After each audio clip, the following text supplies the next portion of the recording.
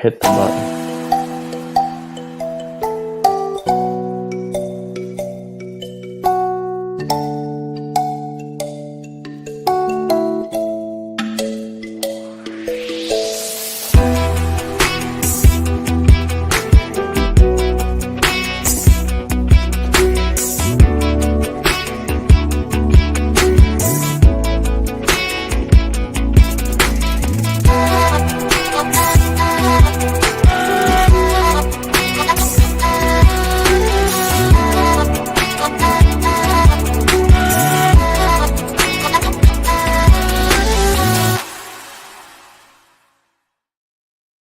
And welcome back for our 1 year anniversary. We made it. Jason and I are officially 1 year married. You know what? The honeymoon has been great. I look forward to the future. I can't believe it, man. 1 year. When we started this, it was I think it was right after Maverick and no. It was before. I went back and watched. I checked tape. We were like 3 episodes before we went to Maverick. Yeah. Now what a journey, right?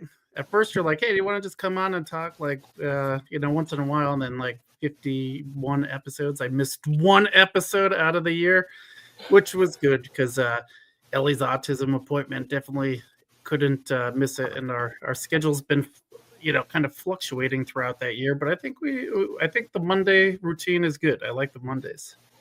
Yeah. We had a lot of trials and tribulations throughout, staying committed every week for a year. Every week we did not miss putting out an episode. Jason and I, for those who don't know, like we talk, like we've rode alongside each other for, the better part of 4 or 5 years now, maybe a little more.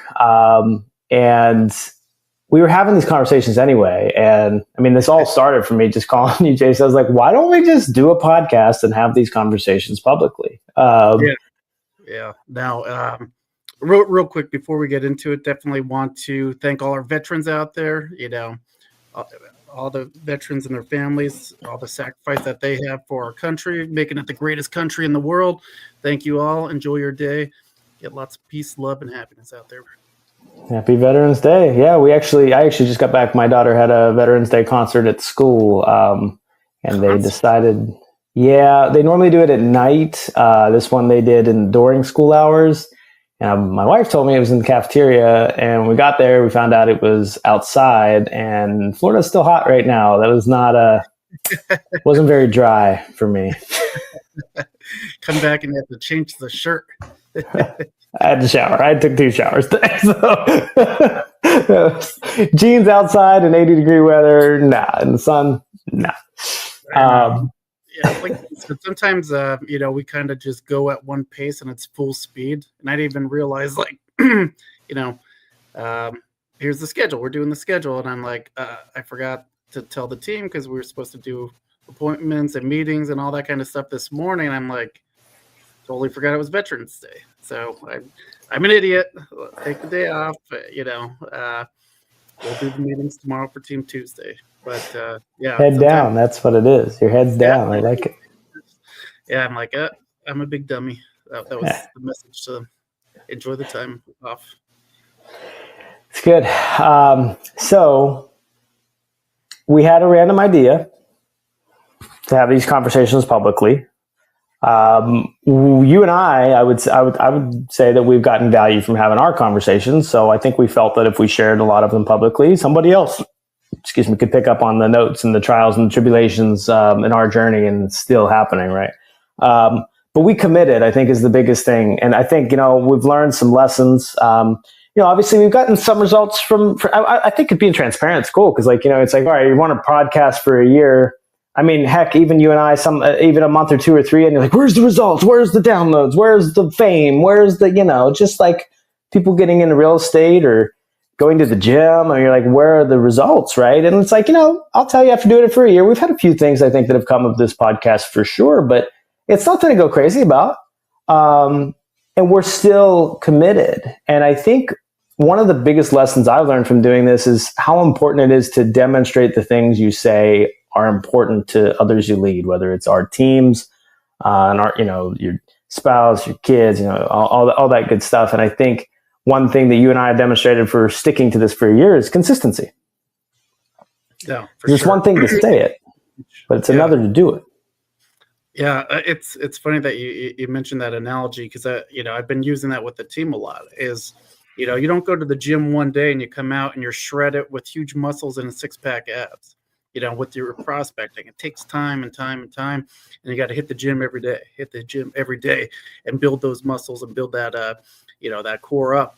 But staying consistent, when we first started, it's funny how the world works. Every time we wanted to try to set a time to do something would come up, and then we'd be, we had every single excuse to cancel it, not do it this week, not do it that week. We were traveling some weeks, we had to pre-record a couple of these because, we were at different conferences or whatever, and we wanted to still get it in. I mean, dude, and I think it just made us both better people in the end.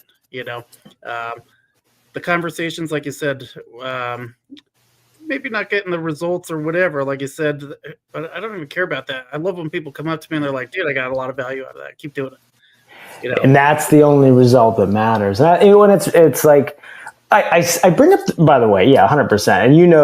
And you called me numerous times like, dude, I don't even care about I don't even look at the downloads. I don't even care. I'm just committed to this. So like, let me set the stage that I'm not saying, oh, we don't have as crazy results, in the fact that I'm upset with it. What I'm saying it as is to show the will to still go on. And you don't know where the results are happening. Like there's tiny things, and that's perfect, because that's going to take me into where our team meeting went today. So what I did, this will come home. No, you didn't give them off? Oh man. No days off. No. We had a team meeting today. What we went through was what you would do to not be successful as a real estate agent. And some of the ideas that, the team had, wasn't me, is, don't show up, don't come to the meetings, be a secret agent, don't plug into the meetings, don't work on your skills, don't market yourself, don't follow up, don't answer the calls, don't take action, sitting and waiting was something you would do to fail. These were all the ideas of things to fail, because our minds are, I think, easier to think negatively than they are positively. Survival instincts, what threats exist, right? So it's easy to do that. It's a good exercise. It's reverse thinking, right? And then you just do the opposite of those things to succeed. But what's important is when we listed all this out, what I did for everybody was I said, okay, now look at all these things. Let's do the opposite of them, first of all, right? Let's show up. Let's plug in. Let's get the skills. Let's market ourselves. Let's not be a secret agent. Let's let people know we're in real estate. Let's take action. All of these things, though, there's a lot of things on this list. Do you become great at, executing in real estate on these items that you need to do to be successful after we went through the reverse process in an event?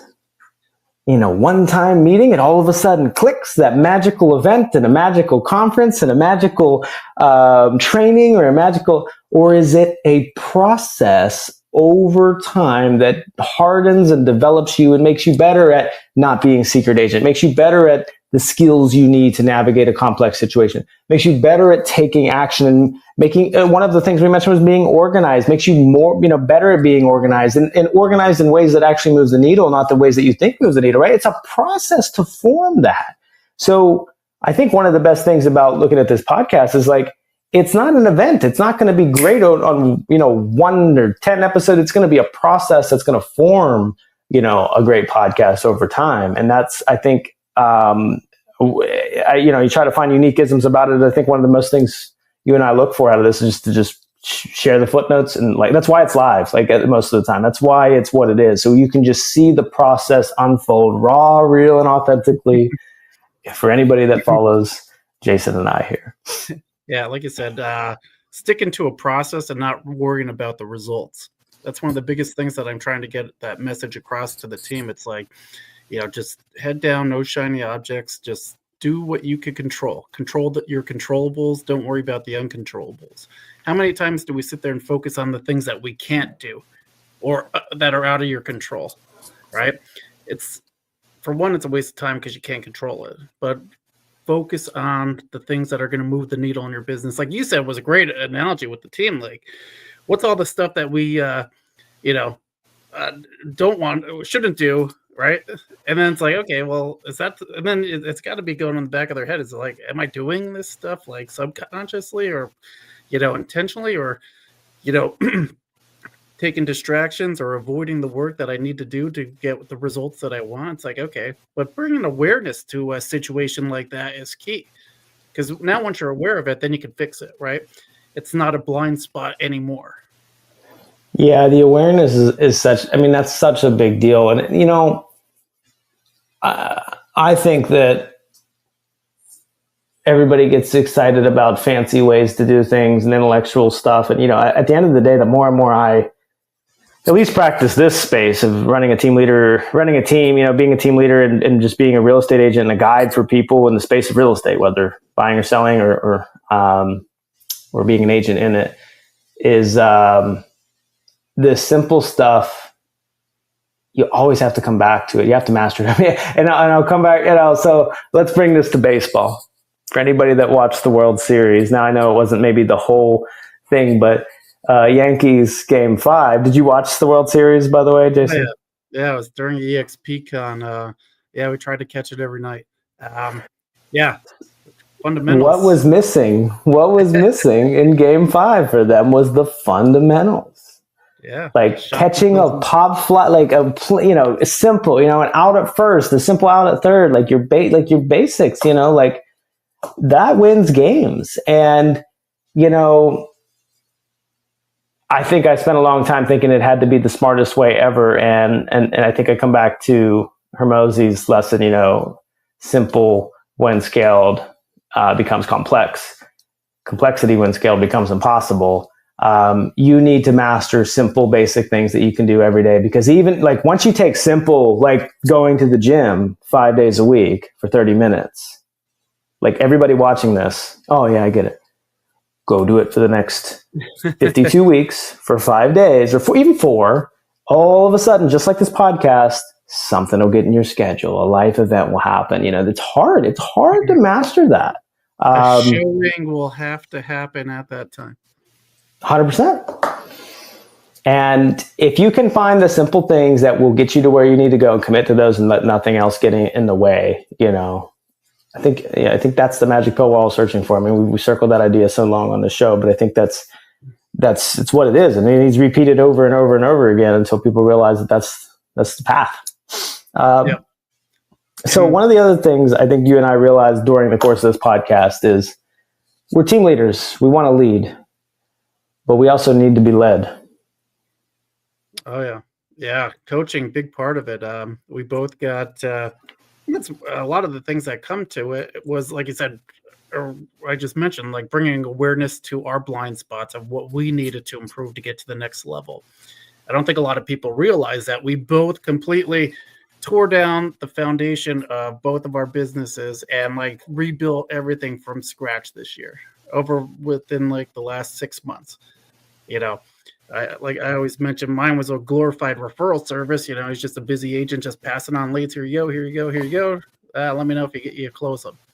And to formally making it a business and starting from scratch. But I'll do a big shout out to my coach, Matt. He helped me put the systems and processes in place, the value propositions for, what we do for buyers and sellers, all that kind of stuff. I mean, I had nothing before, I got started, and now it's like, Jesus, I can't wait to see where we're going to be a year from now.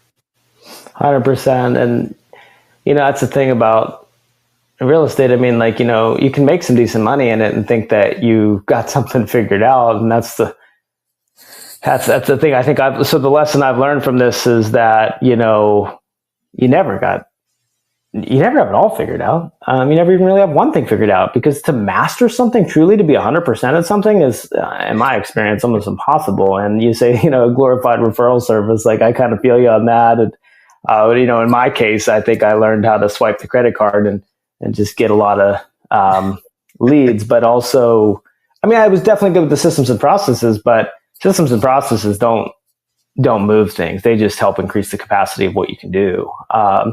And, for me, taking a big investment and jumping in to reside with, John Cheplack's environment, and Sunit's been, awesome. Sunit Agrawal has been amazing behind the scenes, just giving me the little things in between the big things, and Preston and Nick and just the whole environment they've built there is a big leap. But I think one of the best things about making the leap into coaching for me was showing our team members, talk about demonstrating, right? Showing our team members that we are investing our money in bettering ourselves and what we're doing with the people we work with. Because, isn't that what a team member's doing? Aren't they giving up a chunk of their commission to have a blueprint, to have a accountability partner, to have that stuff? And it's the exact same thing that we should do as leaders. We should demonstrate what we want them to do. We should model the behaviors we expect out of them. It's the exact same thing. And that's a good point, because when you're a brand new agent or an agent that's struggling and you join a team, why you join that team is to accelerate your learning curve. It's not to keep you on the team forever. The average agent stays on the team for 3.5 years. But what it's to do is so you don't have to figure everything out on your own. And that was the piece that I was missing as a team leader, was I'm telling everybody else this, but I never, increased or decreased my learning curve as a team leader. Like, I never had systems, I never had processes, I never had, any kind of structure or setup like that. And I'm like, what the hell am I doing? Like I said, modeling that behavior, and I'm fully transparent. It's not cheap. I let them know what my monthly nut is just to break even. Between system, software, lead gen, all that kind of stuff, it's big boy numbers, and I want them to know that, because I'm invested in them. I'm invested in myself, and I'm in it to win it. 100%. Mike Benton, who we both have worked with at times, is a great lender partner that we're friends with too, as well. He made a good point last week. He said, what's more expensive to learn from? Experience or wisdom? So good. That's a big one. And so it's like, don't be a tweaker. Like, I've been that tweaker. I've tried to learn through experience, and that sucks. I'm at the point now where it's like, tell me what I need to know from someone else's wisdom, right? I will pay for that wisdom, so I don't have to learn it through experience. And take that blueprint and not tweak it and make it. I'm done tweaking. Yeah, no, me too. I'm done tweaking. Just tell me exactly what I need to do. I'll shorten my learning curve. I'm humble, right? Half of it, we get our ego in the way, and we can't. That might work for you, Brian. Right? And it's like, what the frick? It's like, and then you sit there and you look back and you're like, why didn't I just follow what I'm paying to follow? Right? You know what I mean? And then having that weekly accountability, if you know that you're going to be meeting with your coach and you don't do what you said you were going to do the week before, right? Yeah. And everybody needs it. Everybody needs it, in my opinion. It's a crucial part. It's funny because now I think back all the times I've said this stuff and didn't really live it. It's like I've always said, because I played hockey, so I visualized myself. Playing hockey first person I'm not able to see the mistakes as clearly as somebody in the bleachers. Like when my wife is in the stand, she'd be like, "Yeah, you did not skate fast tonight." And I'm like, "What? I thought I did." And then, of course, when you watch like game tape, if there's ever video of it, you're like, yeah, that guy was slow as shit. What was he doing out there? Did he like eat a pound of wings before he came out tonight or what? Like, you know what I mean? And yeah. So, having that third person perspective, like to be honest, like we have some great coaches and they're amazing, but like, even if they weren't, like, even if they're like, third person perspective is still kind of easier. Like if you just have somebody helping you, keeping you accountable to things, calling you out on your bullshit, like they don't have to be this crazy wizard. So put somebody, around you that calls you out. Like accountability is the greatest form of love somebody can show you. It's probably the number one reason why I'm in love with my wife is because she calls my shit. Behind closed doors, it's an accountability fest, man. Yeah, you said you're gonna do this. Where you And I at, love Shane? it. Yeah. Yep. Back to the lab. So one other thing that I knew, but I think is important to bring up that we learned through the 1 year is you never know who's watching. You never know who's watching you. As a real estate agent, if you're just watching this podcast, you don't know who is interviewing you right now. Just like we think the interview is the listing appointment. The interview is always. The interview is every interaction, everything you do, every comment you leave, on someone else's post or the phone call that you did or did not make, or the happy birthday that you did or didn't do. Everything is, you never know who's watching. And then outside of even real estate, you don't realize personally who's watching and what lessons they're taking from your experiences and your actions, and are they good lessons? Are you being a positive impact and influence on people around you? Obviously kids are the clearest indicator of you never know who's watching. You don't realize the stuff they pick up.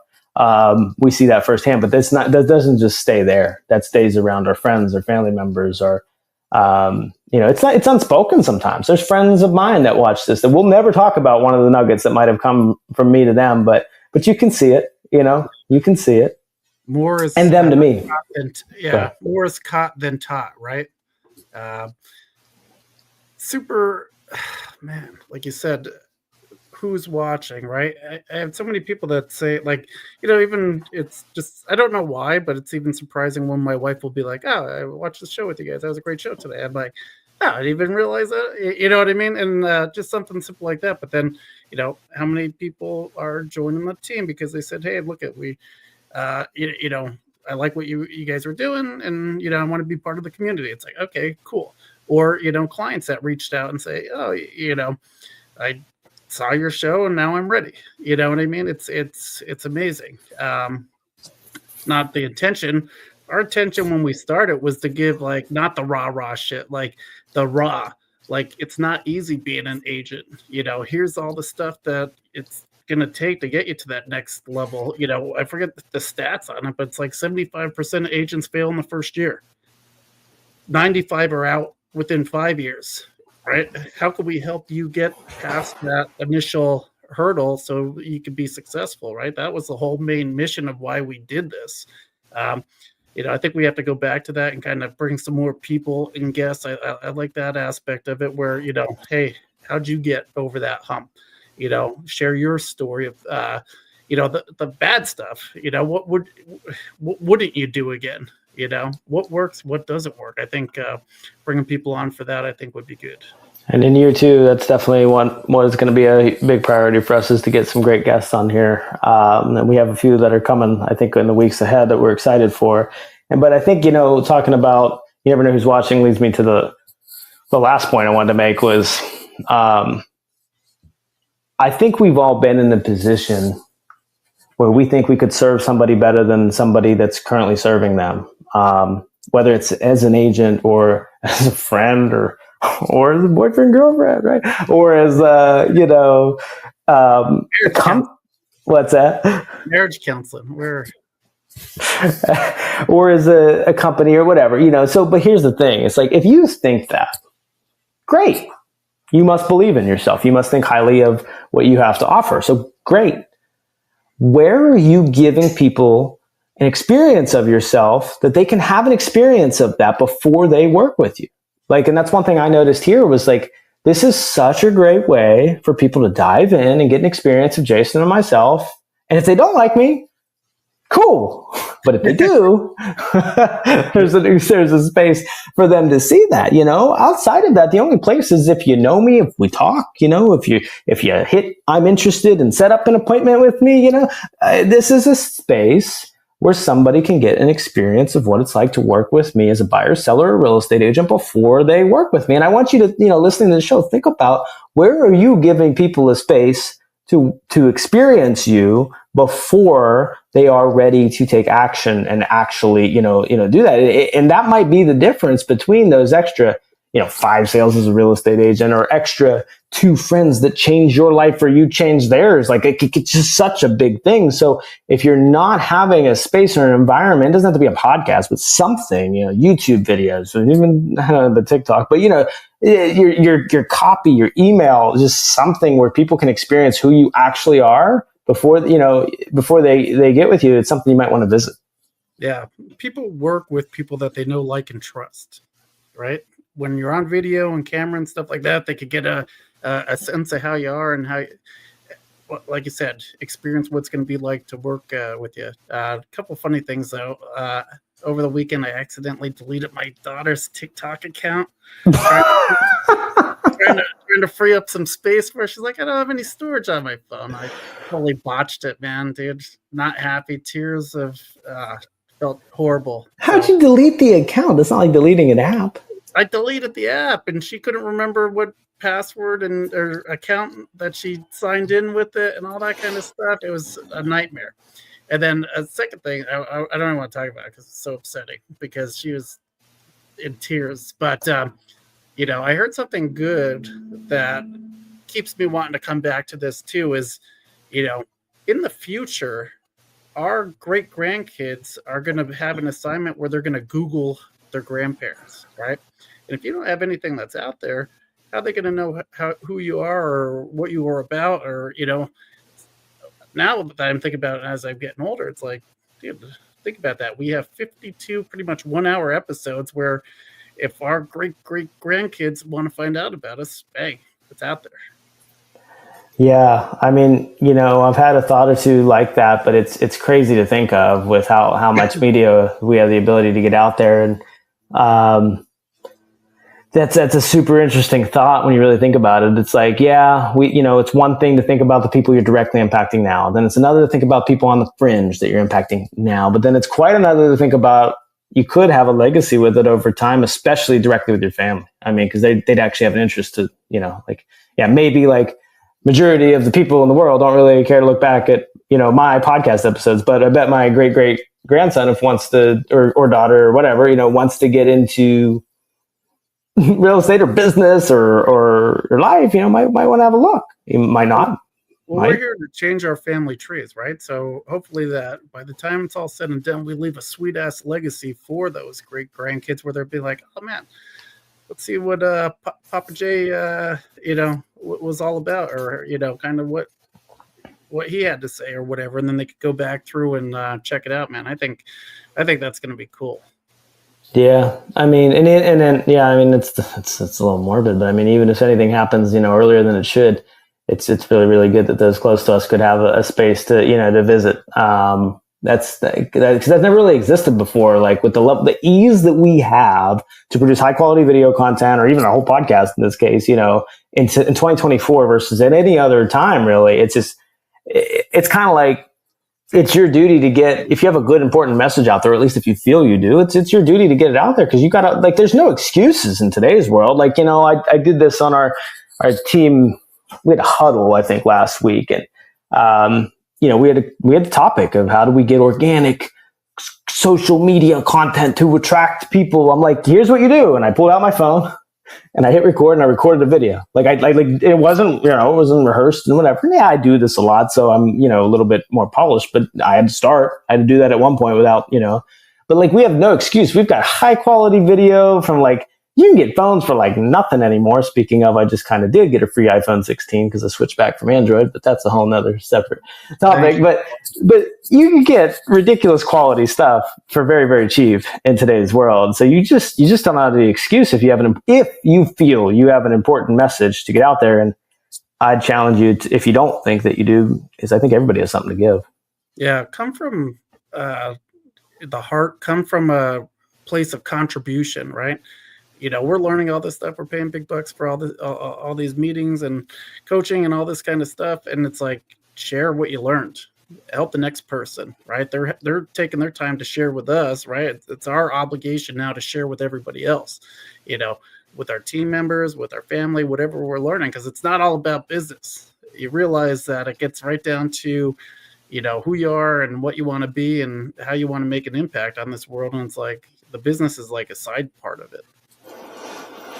Yep. It's just what we do to experience, who we are and the impact we want to, give. It's just a vessel. I mean, it's really all it is. Like, we get caught up in the mundane of it, but when you zoom out, like, that's what it is. We chose real estate. I tried to do it in a rock band, but that didn't work. Tried. Pay attention to episode blah blah blah in the show notes, and where we did a deep dive on Chad and his rock band history.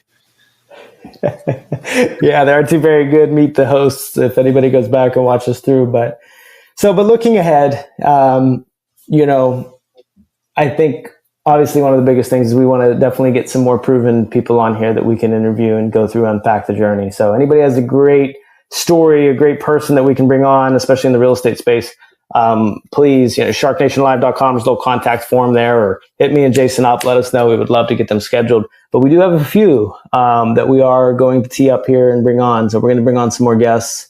Year two, Jason, what's your focus for the podcast? For the podcast or business, I mean, I'm super pumped for 2025. I got a lot of stuff going on where it's going to be fire, dude. I'm debating, do I want to make these public announcements and declarations? Yeah, might as well. All right, so 2025 property management company, it's coming local to our area.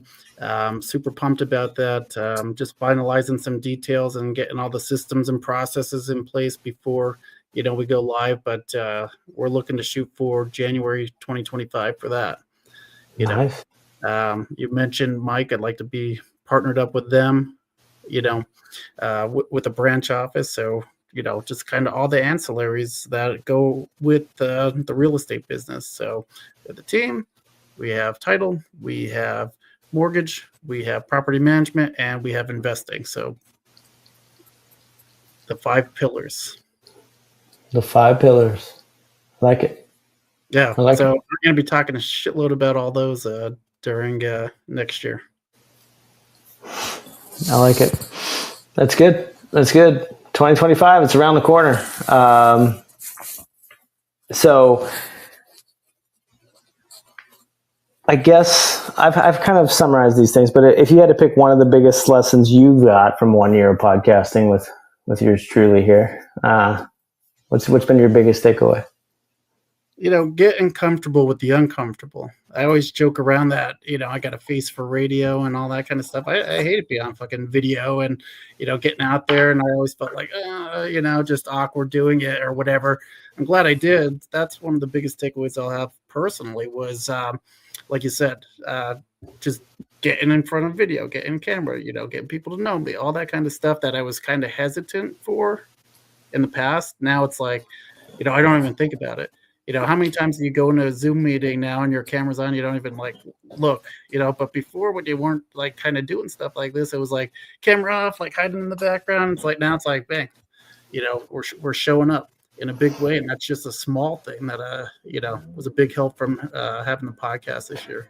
Yeah, and I think public speaking in general is something that a lot of people fear. And I mean, I can directly speak to that because I kind of quit college because of public speaking. It was mainly my public speaking class that I didn't want to go to. And you can go back to the old Meet the Host episode. But, I even to the point where we were in the EXP thing where there was no video on. I was just talking. And I actually, from anxiety, froze up and couldn't speak. And I quit the app to act like I had, my computer crashed or whatever.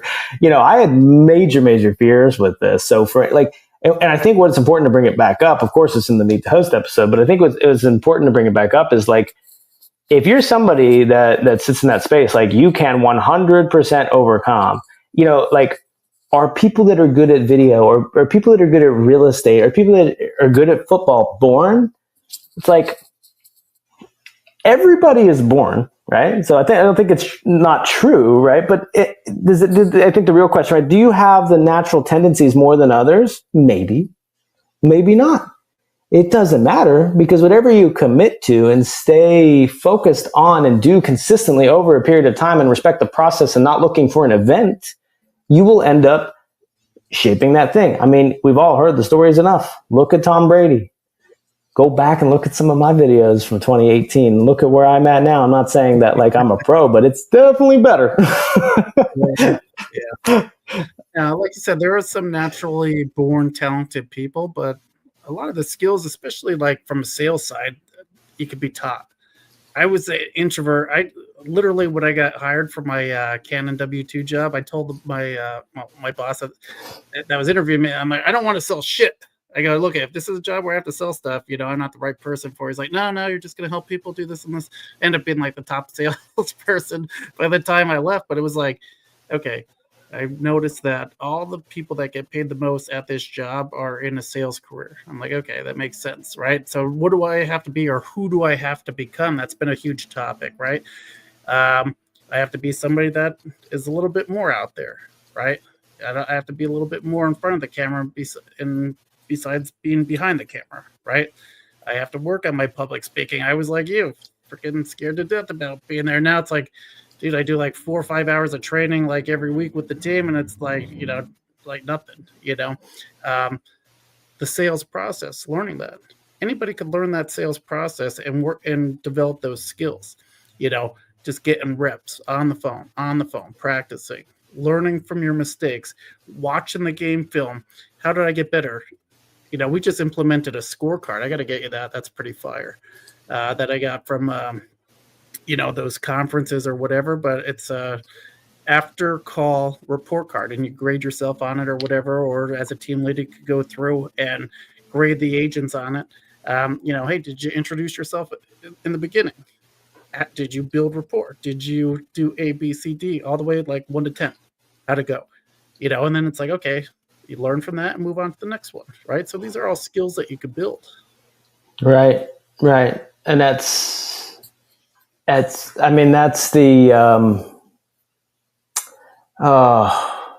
mine's going blank here, but I think the point we're trying to get at is,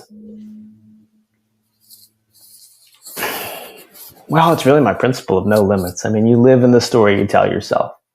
If you don't think you can do it, you can't.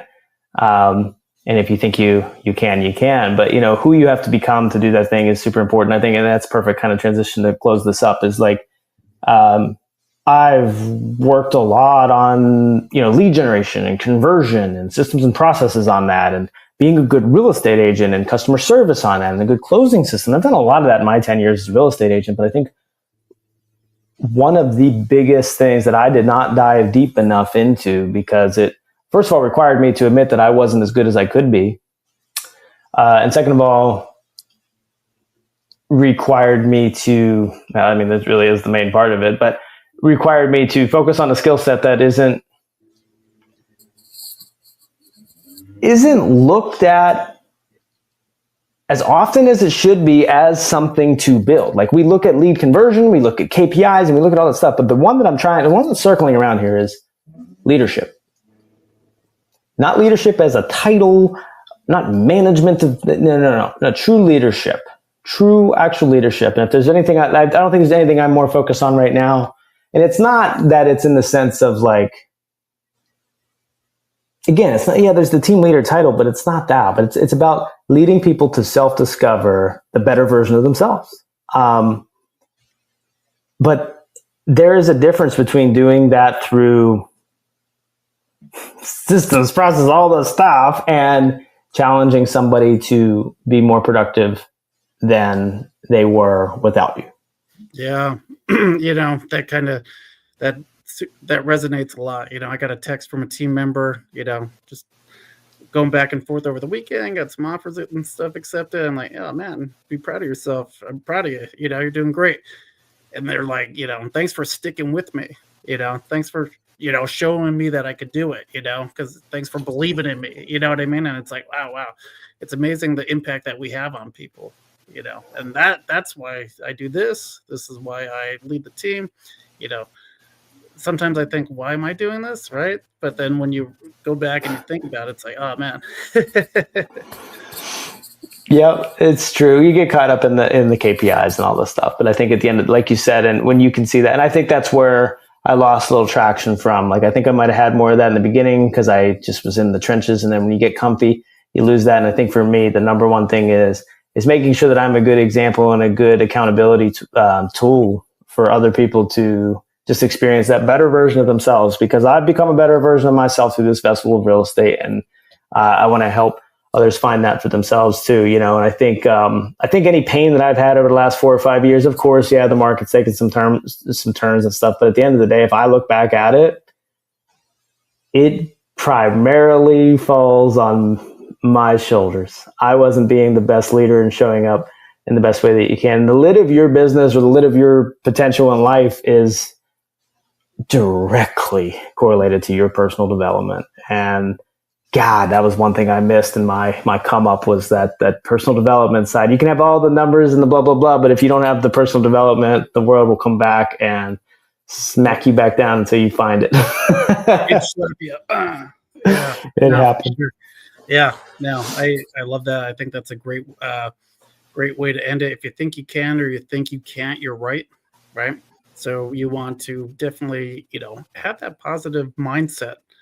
Believe in yourself, right? If you don't believe in yourself, get around people that will believe in you so you can build that up, right?